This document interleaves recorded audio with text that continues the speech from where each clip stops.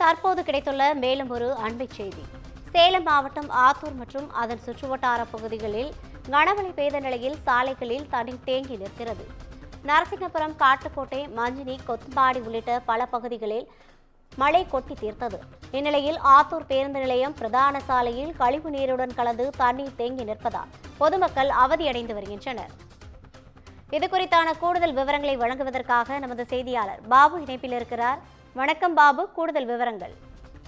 கண்டிப்பாக ரவினா. அதாவது தமிழகம் முழுவதும் பல்வேறு பகுதிகளில் கனமழைக்கு வாய்ப்புள்ளதாக சென்னை வானிலை ஆய்வு மையம் அறிவித்திருந்த நிலையில் சேலம் மாவட்டம் ஆத்தூர் சுற்றுவட்டார பகுதியிலான நரசிங்கபுரம், கொத்தாம்பாடி, கல்புகுனூர் உள்ளிட்ட பல்வேறு பகுதிகளில் காலையிலிருந்து வானம் மேகமூட்டத்துடன் காணப்பட்டது. இந்நிலையில் தற்போது குறைந்தபட்சம் 2 மணி நேரமாக கனமழை கொட்டி தீர்த்து வந்தது.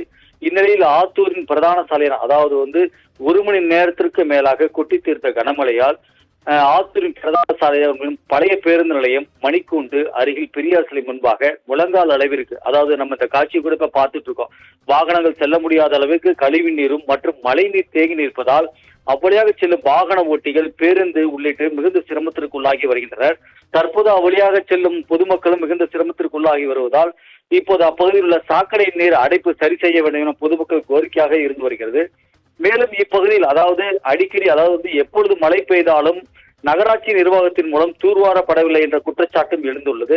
இப்பகுதியில் உள்ள சாக்கடை இதுபோல் மழைக்காலங்களில் அடைப்பு ஏற்பட்டு கழிவு நீருடன் மழை நீரும் சாலையில் வெளியேறி வருவதால் பொதுமக்கள் மிகுந்த கடுமையான அவதிக்கு உள்ளாகி வருவதோடு துர்நாற்றம் வீசி நோய் தொற்று ஏற்படும் அபாயம் உள்ளதாகவும் தற்போது தெரிவித்துள்ளனர். ரவினா, கூடுதல் விவரங்களை வழங்கியமைக்காக நன்றி பாபு.